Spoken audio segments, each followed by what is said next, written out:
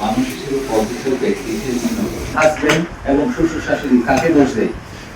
মাটাকে দোষ দেয় যে হয়তো মায়ের কারণে তার বাচ্চাটা ঠিক মতো হাঁটছে না, ঠিক মতো খেলছে না, এইটা দোষ দেয়। কিন্তু গর্ভ অবস্থায় যদি ঠিক মতো চেক আপটা করাতো, মাকে যদি ঠিক মতো খাওয়া দাওয়াটা করাতো এবং ডেলিভারিটা যদি হাসপাতাল করাতো, তাহলে বাচ্চার এই ডেভেলপমেন্টটা হতো না।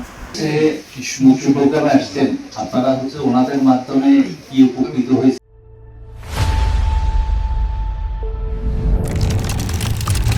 একদিন যাবত নিবন্ধন প্রসেসটা বন্ধ আছে, এটা একটা বিষয়। আর আরেকটা কনসার্ন যেটা আসলো যে সেন্ট মার্টিনে কাজ করার বিষয়টা, সাজেশনের জন্য ধন্যবাদ। আমাদের সামনের যে পিডিটা আসবে, ইনশাআল্লাহ আমরা চেষ্টা করব ওই পিডিতে যদি সম্ভব হয় সেন্ট মার্টিনের যে বেনিফিশিয়ারি যে সম্প্রদায় আছেন তাদেরকে কোনোভাবে ইমপ্রুভ করা যায় কিনা আমরা অ্যাপ্রোচ করবো মৎস্য অধিদপ্তরের কাছে এবং আমাদের ডোনারের কাছে।